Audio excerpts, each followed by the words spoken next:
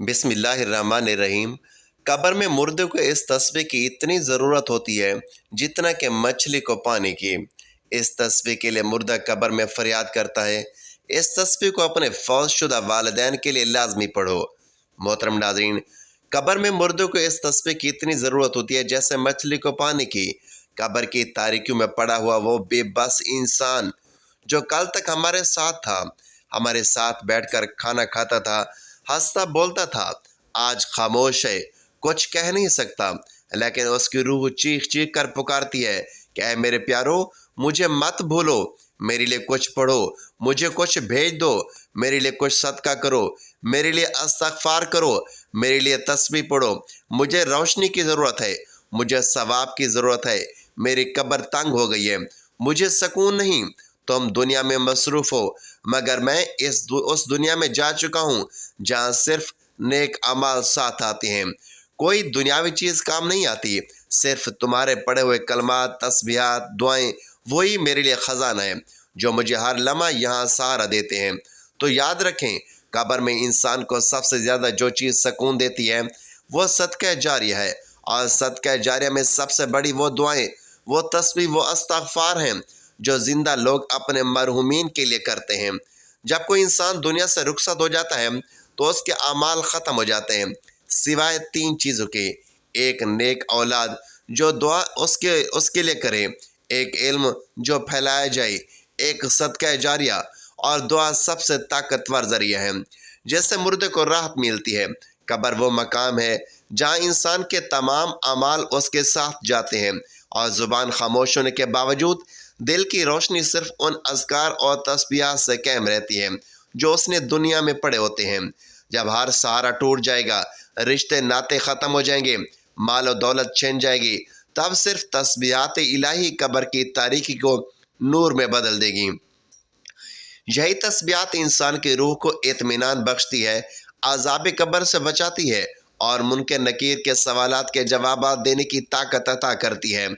जो ज़ुबान दुनिया में सुभान अल्लाह, अल्हम्दुलिल्लाह, अल्लाहु अकबर और ला इलाहा इल्लल्लाह से तर रहती है, वो कब्र में अकेली नहीं होती, बल्कि यह अज़कार कब्र में ढाल बनकर उसके गिर्द हसार कायम कर देते हैं। इसलिए अक्लमंद वो है जो ज़िंदगी में ही अपनी कब्र को तस्बीहात के नूर से आबाद कर ले, क्योंकि वहाँ रोशनी का वह ज़रिया अल्लाह का ज़िक्र होगा।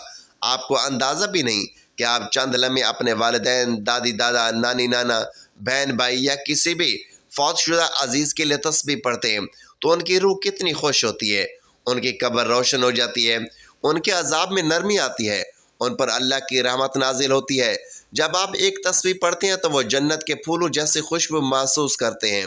जब आप उनके इस्तग़फ़ार करते हैं तो फरिश्ते उनके लिए मग़फ़रत की दुआएं करते हैं। अल्लाह ताला फरमाते हैं, मेरे बंदे ने अपने वालिदैन के लिए दुआ की, मैं उसके वालिदैन को मुआफ़ करता हूँ, मैं उसकी कब्र को कुशादा कर देता हूँ, मैं उसे नूर अता करता हूँ।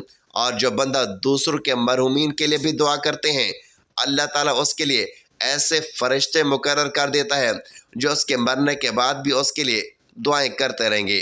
तो हमें यह समझना चाहिए कि यह दुनिया आर्जी है, यहाँ किसी को हमेशा नहीं रहना।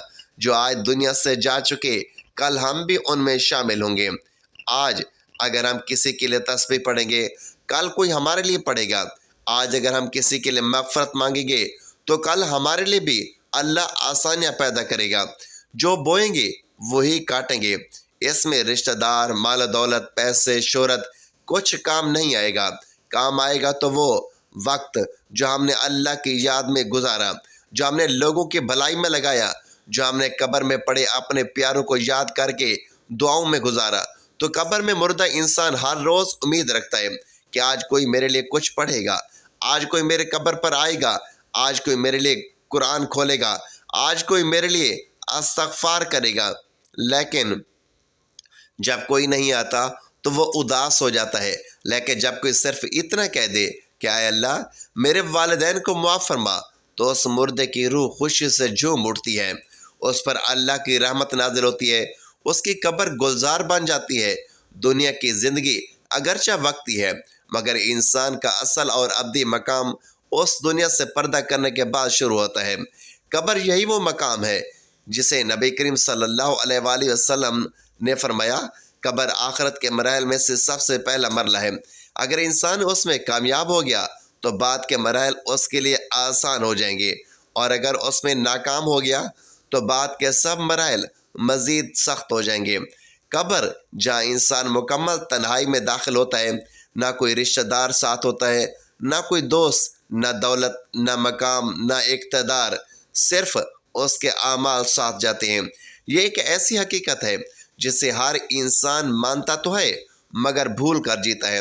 آج ہم دنیا کے دل فریب جھنجھٹوں میں اس قدر مشغول ہو گئے ہیں کہ ہمیں اپنے والدین، اپنے بزرگوں، یہاں تک کہ خود اپنی موت و قبر کی تیاری کا ہوش نہیں۔ والدین جنہوں نے ہمیں اپنے ہاتھوں سے پالا اور راتوں کو جاگ کر دعائیں دی، زندگی بھر ہمارے لیے قربانیاں دی، مگر جب وہ دنیا سے رخصت ہوتے ہیں ہم انہیں صرف قبر کی مٹی میں دفن کر کے سمجھتے ہیں کہ ہمارا فرض پورا ہو گیا، مگر حقیقت یہ ہے کہ ان کا اصل محتاج ہونا تب شروع ہوتا ہے۔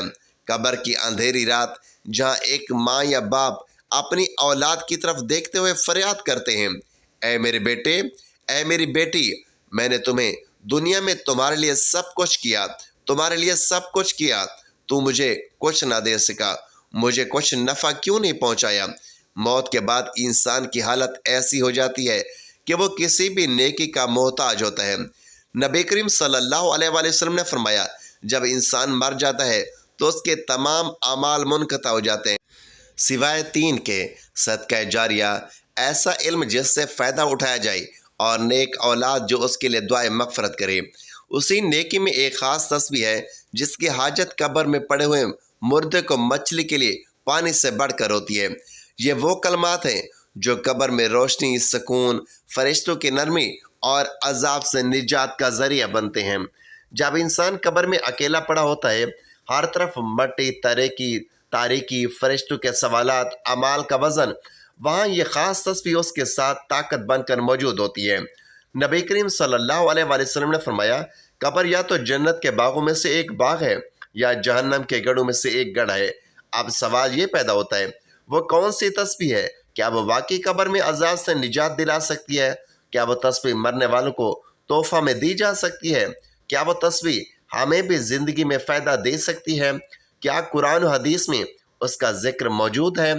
یہ تمام سوالات اور ان کے دلائل قرآن و حدیث اور اولیاء کرام کے تجربات کی روشنی میں اس تفصیلی مضمون میں پیش کیے جائیں گے، تاکہ نہ صرف ہمیں علم حاصل ہو بلکہ عمل کی رغبت بھی پیدا ہو۔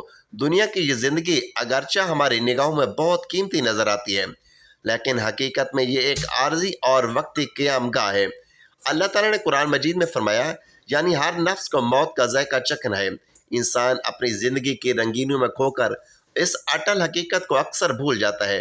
وہ بھول جاتا ہے کہ ایک دن وہ بھی مٹی میں دفن کر دیا جائے گا، جہاں نہ ماں ساتھ ہوگی، نہ باپ، نہ بھائی، نہ دوست، نہ مال و دولت، نہ شہرت و طاقت، اور صرف اس کا عمل ہوگا۔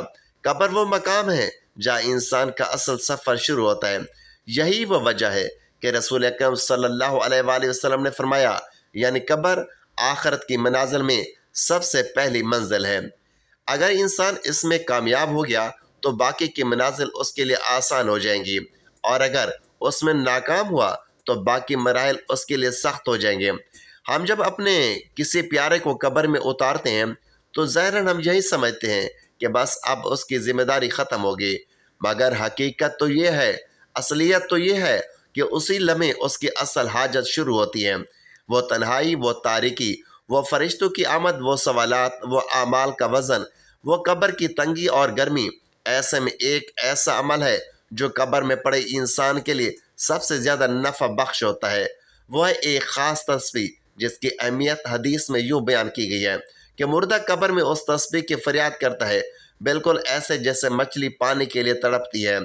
یہ تسبیح نہ صرف اس کی تنہائی میں روشنی بنتی ہے بلکہ عذاب سے بچاؤ، فرشتوں کی نرمی اور سکون قلب کا سبب بھی بنتی ہے۔ ہمیں یہ سوچنا چاہیے کہ آج اگر ہمارے ماں باپ، دادی دادا، نانی نانا یا کوئی عزیز دنیا سے رخصت ہو چکے ہیں تو کیا ہم نے ان کے لیے کچھ کیا ہے؟ یا ہم نے ان کی قبر تنہائی میں ان کے لیے کوئی سہارا بھیجا؟ کیا ہم نے ان کے لیے قبر کی کوئی آیت یا کوئی دعا یا وہ تسبیح جس کی وہ فریاد کرتے ہیں ان کے لیے کچھ پڑھی ہیں؟ ناظرین یاد رکھیں، آپ کو زیادہ کچھ نہیں کرنا، صرف روز وقت نکال کر ایک تسبیح پڑھنی ہے، خلوص دل سے نیت کے ساتھ کہ اے اللہ، یہ میرے والد، میری والدہ، میرے دادا دادی، میرے عزیزوں کے لیے ہے۔ اور دیکھیے اللہ کی رحمت کیسے برستی ہے، فرشتے کیسے گواہی دیتے ہیں، قبر میں کیسے آتے ہیں، عذاب کیسے دور ہوتے ہیں۔ وہ مردہ جو چیخ رہا تھا اب سکون سے مسکرا رہا ہوتا ہے، اس کی روح خوش ہوتی ہے کہ میرے پیاروں نے مجھے یاد رکھا۔ جب آپ اپنی تسبیحوں میں انہیں یاد رکھتے ہیں تو اللہ آپ کو دنیا اور آخرت میں یاد رکھتے ہیں۔ آپ کی نسلیں بھی آپ کو یاد رکھیں گے، آپ کے جانے کے بعد بھی آپ کو دعا دینے والے ہوں گے، آپ کے لیے ہاتھ اٹھانے والے ہوں گے، آپ کے لیے مغفرت کی دعا کرنے والے ہوں گے۔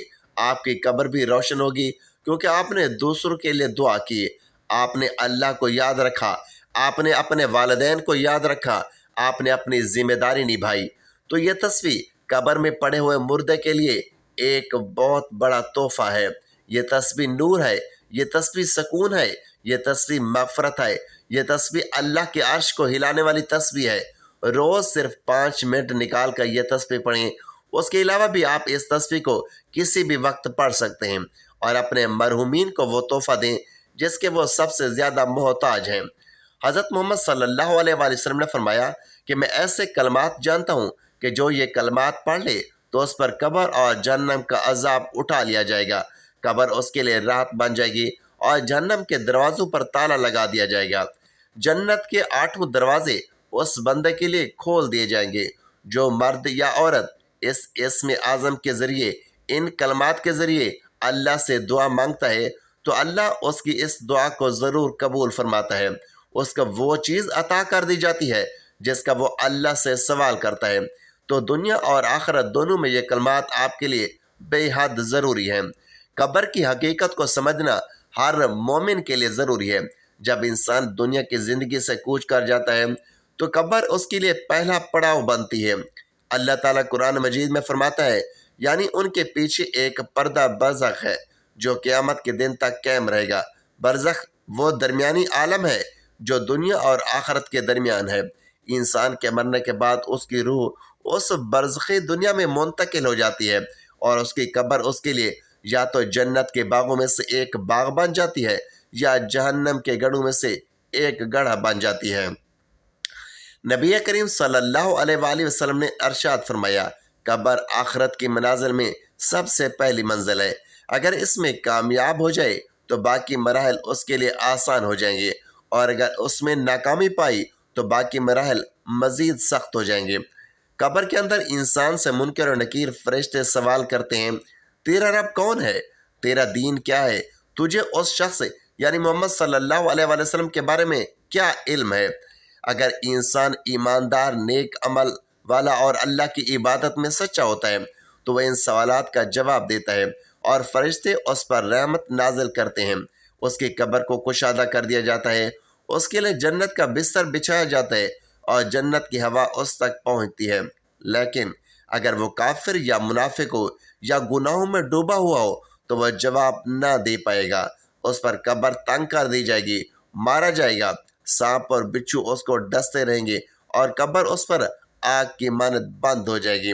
قبر کے عذاب کی وجوہات: نماز نہ پڑھنا، زکوٰۃ نہ دینا، غیبت اور چغلی کرنا، جھوٹ بولنا، پاکی کا خیال نہ رکھنا، خصوصاً پیشاب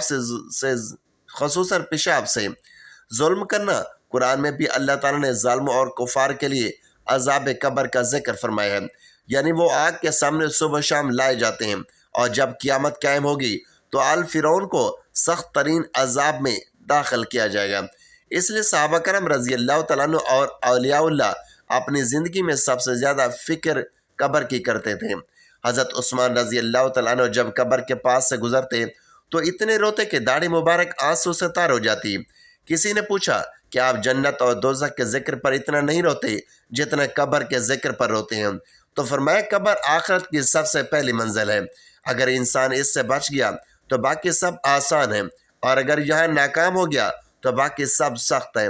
یہی وجہ ہے کہ ہر مسلمان کو چاہیے کہ وہ اپنی قبر کی تیاری کرے اور اپنے مرحومین کی قبروں کی نرمی اور سکون کے لیے دعائیں، صدقات اور خصوصاً تسبیحات کو معمول بنائے۔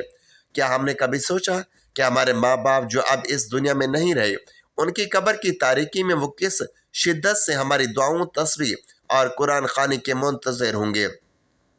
حضرت امام احمد بن حنبل رحمۃ اللہ علیہ فرماتے ہیں، اولاد کا والدین کے لیے دعا کرنا ان کے حق میں بہترین صدقہ جاری ہے۔ اس طرح امام مالک رحمۃ اللہ علیہ فرماتے ہیں، مردہ اگر بول سکتا تو اپنی اولاد سے صرف ایک چیز مانگتا، دعا۔ حضرت علی کرم اللہ وجہ الکریم کا قول ہے، نیک اولاد مرنے والے کے لیے جنت کا دروازہ بن جاتی ہے۔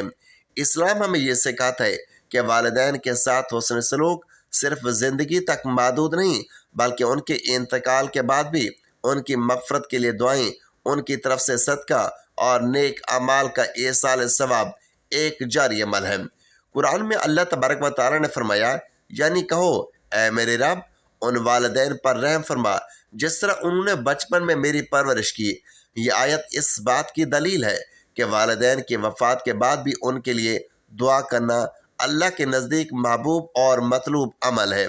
بہت سے صحابہ کرام رضی اللہ تعالیٰ عنہ فوت شدہ والدین کے لیے باقاعدگی سے قرآن کی تلاوت کرتے، صدقہ دیتے اور ان کے نام سے غلام آزاد کرتے۔ حضرت سعد بن عبادہ رضی اللہ تعالیٰ عنہ نے نبی کریم صلی اللہ علیہ وآلہ وسلم سے پوچھا، یا رسول اللہ، میری والدہ کا انتقال ہو گیا ہے، اگر میں ان کی طرف سے صدقہ دوں تو کیا ان کو فائدہ ہوگا؟ تو نبی کریم صلی اللہ علیہ وآلہ وسلم نے ارشاد فرمایا، ہاں۔ تو اس نے ایک کنواں کھدوایا جو آج بھی مدینہ منورہ کے اطراف میں موجود ہے۔ بس اگر ہم چاہتے ہیں کہ ہمارے والدین کی قبریں نور سے بھر جائیں، ان پر عذاب قبر کا سایہ نہ آئے، انہیں سکون اور راحت حاصل ہو، تو ہمیں ان کے لیے ایسی تسبیح پڑھنی چاہیے جو نبی کریم صلی اللہ علیہ وآلہ وسلم نے محبوب قرار دی ہو، ایسی تسبیح جو قبر میں مردے کے لیے نجات کا ذریعہ بنے۔ ناظرین، آپ نے عمل کچھ اس طرح سے کرنا ہے کہ سب سے پہلے آپ نے درود پاک پڑھنا ہے۔ ثواب کے طور پر ایک مرتبہ میرے ساتھ بھی درود پاک پڑھ لیں۔ اللہم صلی علی محمد وعلی آل محمد کما صلیت علی ابراہیم وعلی آل ابراہیم انک حمید مجید۔ اللہم بارک علی محمد وعلی آل محمد کما بارکت علی ابراہیم وعلی آل ابراہیم انک حمید مجید۔ درود پاک پڑھنے کے بعد آپ نے یہ کلمات پڑھنے ہیں، یعنی یہ تسبیح پڑھنی ہے جن کی ہمیں اور خاص طور پر مردوں کو جو اس دنیا سے جا چکے ہیں ان کو اشد ضرورت ہے۔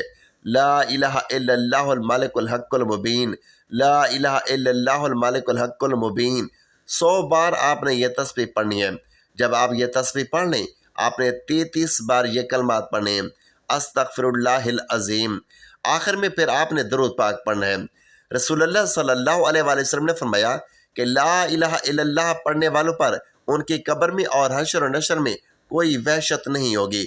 گویا میں دیکھتا ہوں کہ فرشتے لا الہ الا اللہ پڑھنے والوں کے سروں سے مٹی جھاڑتے ہیں، کہہ رہے ہیں کہ سب تعریف اس اللہ کے لیے جس نے ہمارا غم دور کیا۔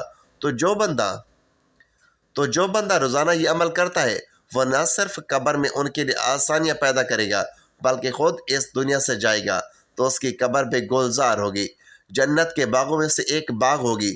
زندگی کا کوئی پتہ نہیں، تھوڑا سا وقت نکال کر اس عمل کو لازمی کریں جو دوسروں کے لیے آسانیاں پیدا کرتا ہے، اللہ اس کی زندگی میں بھی آسانیاں پیدا کرتا ہے۔ تو آپ اس عمل کو لازمی کریں۔ اس کے علاوہ کسی بھی نماز کے بعد آپ یہ عمل کر سکتے ہیں۔ ناظرین، اللہ تعالیٰ سے دعا ہے کہ اللہ تعالیٰ بہتر عمل کرنے کی توفیق عطا فرمائے۔ میرا سنانا اور آپ کا سننا اپنی بارگاہ الہی میں قبول و منظور فرمائے اور ہمارا خاتمہ بالخیر فرمائے، آمین یا رب العالمین۔